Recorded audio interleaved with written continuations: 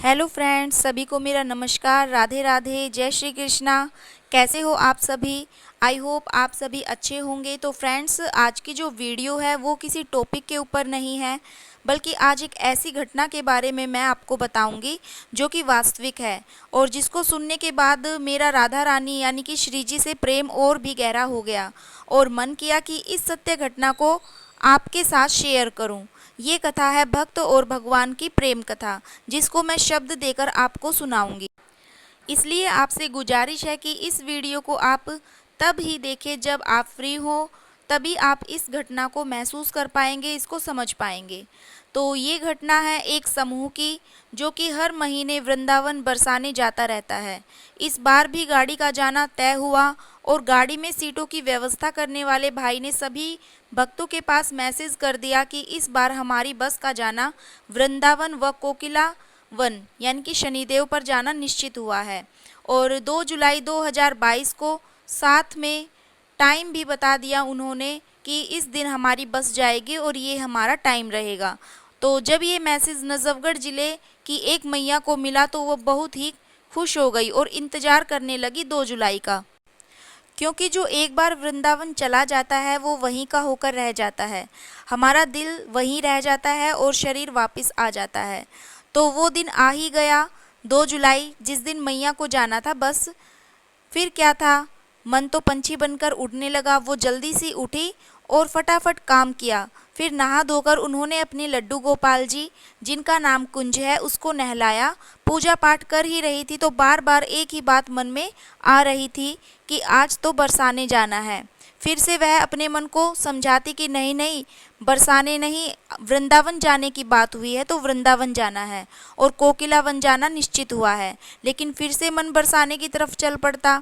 ये सब बातें मन में चलते हुए उन्होंने पूजा पाठ कर ली और जो काम रह गया था उसको भी उन्होंने निपटा दिया और फिर तैयार हो गई मैया वृंदावन जाने के लिए।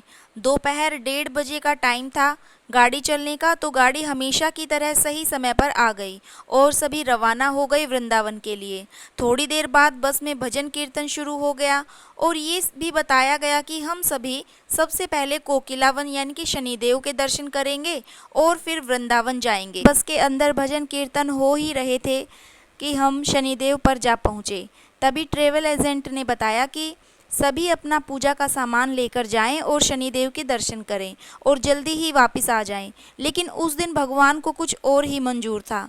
जैसे ही गाड़ी पार्किंग में लगाई, इतनी तेज बारिश आ गई कि कोई बस से नीचे उतर ही नहीं पाया।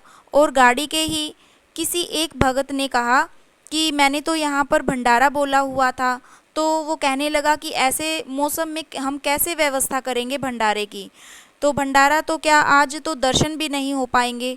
थोड़ी देर सभी ने बातचीत की और फिर सुनिश्चित हुआ कि चलो टाइम खराब नहीं करते हैं और सीधे बरसाने चलते हैं, जब तक बारिश भी बंद हो जाएगी और भंडारा भी कर देंगे। जैसे ही ये सारी बात बस में बताई गई तो सभी खुश हो गए और जो मैया थी वो भी काफ़ी खुश हो गई, क्योंकि उनके मन में तो सुबह से ही ये बात बार बार आ रही थी कि हमें तो बरसाने जाना है। लेकिन फिर वो अपने मन को समझाती कि नहीं नहीं, अब की बार तो वृंदावन जाना निश्चित हुआ है।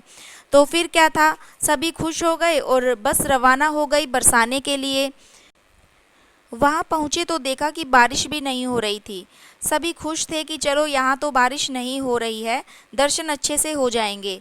सभी गाड़ी से नीचे उतरे और चल पड़े राधा रानी किशोरी जी के दर्शन के लिए।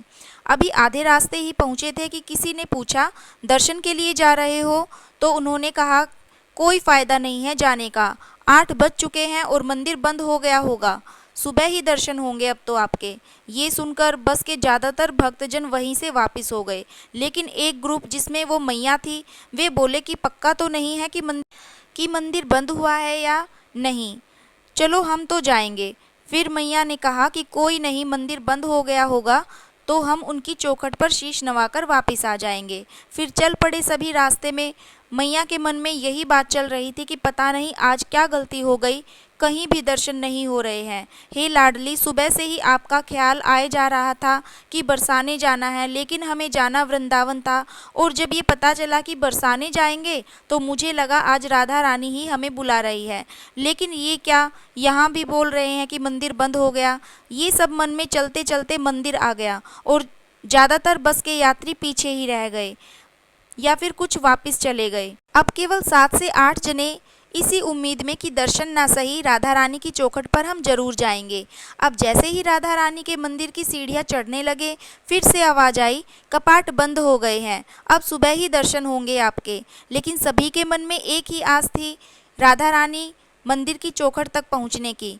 आधी सीढ़ियां चढ़े और मैया के मन में बस यही उलझन कि दर्शन होंगे या नहीं। इसके बावजूद भी सभी के मन में एक ही आस थी। तभी मैया के सामने एक लड़की आई और बोली, थको नहीं, भागे चले जाओ मैया, दर्शन होएंगे तेरे।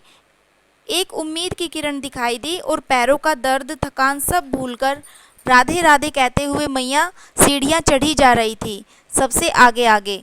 तभी एक साथी ने कहा कि बिल्कुल ऊपर ही जाओगे क्या? मैया ने कहा, आप थक गए हो तो बैठ जाओ, मैं तो अब ऊपर ही जाऊंगी। मैया की आस्था को देखते हुए साथ के जो भी 7 से 8 जने थे वो भी आ पहुँचे साथ साथ ऊपर। और ऊपर जाकर देखा कि मंदिर के कपाट बंद थे। देखकर मन दुखी हुआ, फिर मन को समझाया कि कोई नहीं, मंदिर की चौखट पर शीश नवाकर तो जरूर जाएंगे, यही सोचकर तो चले थे हम। 7 से 8 जने के ग्रुप को देखकर गार्ड आया और बोला, चलो माताजी सुबह आना, अब मंदिर बंद हो गया है, राधा रानी विश्राम पर चली गई होंगी। दुख तो हुआ और मैया मन ही मन सोचने लगी कि राधा रानी सुबह से तो अपनी ओर खींच रही थी, हमें बुला रही थी, और अब हम आए हैं तो ऐसी आंख मिचौली दे दी। ग्रुप में जो भक्त थे उनमें से एक बूढ़े बाबा और उनकी बूढ़ी पत्नी भी काफ़ी थक गए थे। उनको दिलासा देते हुए मैया ने कहा कि कोई बात नहीं बाबा, राधा रानी की चौखट पर शीश झुकाने की आस लेकर ही तो चले थे हम, सो आ गए, हमने टेक लिया माथा, यहीं से इसकी चरणों की रज लगा लो, इसी को राधा रानी की कृपा समझो। और ये कहकर 7 से 8 जने सब वहीं बैठ गए। तभी गार्ड आया और कहा, आप लोग गए नहीं अभी तक, आपको बोला था ना मैंने कि सुबह आना। तो उसमें से एक मैया बोली कि भाई थोड़ी देर बैठने दो, हमारी बस तो रात को ही वृंदावन के लिए निकल जाएगी, हम सुबह नहीं आ पाएंगे। तो उसने पूछा, कहाँ से आए हो तुम? तो मैया ने कहा कि कोई दिल्ली से आया है, कोई हरियाणा से आया है, सभी अलग अलग आए हैं, लेकिन आए हैं इकट्ठे, ट्रैवल बस से आए हैं हम। तभी गार्ड ने कुछ देर के लिए तो सोचा और फिर कहा कि ठीक है, आप दर्शन कर लो, लेकिन एक एक करके अंदर आना, और हाँ, अंदर भंडारा चला हुआ है, वहीं मत बैठ जाना, कभी सोचो कि प्रसादी लेकर जाएंगे। तभी मैया ने कहा कि नहीं भाई, बस एक बार दर्शन करा दो तो हमारा आना सफल हो जाएगा। ये कहकर ना जाने क्यों इतनी खुशी हुई कि आंखों से आंसू बहने लगे, जो कि रुकने का नाम ही नहीं ले रहे थे। मैया मन से राधा रानी को बारंबार नमस्कार कर रही थी और कहा कि ही लाडली, इतनी कृपा करने के लिए आपका बहुत बहुत धन्यवाद। ऐसे दर्शन दिए हैं आपने, मेरी आस्था और प्यार आपके लिए और भी मजबूत हो गया है। और फिर मैया ने और सभी ने एक एक करके राधा रानी के दर्शन किए। और फिर मैया ने कहा कि जब मैंने राधा रानी के दर्शन किए और माथा टेका तो हृदय से राधा रानी को विनती की कि हे करुणामयी, आपने दर्शन तो दे दिए हैं, लेकिन थोड़ी प्रसादी और मिल जाती तो बड़ी कृपा होती। ये मन में सोचकर बाहर आ गई और सभी के साथ बैठ गई। और जो साथ वाले थे उनको कहने लगी कि राधा रानी की अटारी का नज़ारा ले लो, ऐसा नज़ारा फिर कभी नहीं मिलेगा। कहा कि हम बस वहाँ से निकलने ही वाले थे। तभी गार्ड ने बोला कि बैठ जाओ, अब दर्शन कर ही लिए हैं तो प्रसादी भी लेकर जाना। उन्होंने सभी को प्रसादी लाकर दी और हम सब ने बांटकर प्रसादी ग्रहण की। ऐसा लगा कि लाडली ने स्वयं अपनी गोद में बैठाकर हमें प्रसादी खिलाई है। और फिर मैया ने बताया कि उस समय उनकी खुशी का ठिकाना ही नहीं था, क्योंकि उनकी बस में 52 व्यक्ति थे जो कि बीच रास्ते से ही वापस चले गए थे। लेकिन 7 से 8 जनों के मन में एक आस थी। उन्होंने एक कदम बढ़ाया और राधा रानी खुद आ गई आधी सीढ़ियों में, बताने के लिए कि भागे चले जाओ, दर्शन हो जाएंगे। इस प्रकार आज भी राधा रानी अपने भक्तों को दर्शन देती रहती है, कभी मंदिर में और कभी मंदिर के बाहर सीढ़ियों पर। लेकिन बाद में अनुभूति होती है कि राधा रानी आई थी।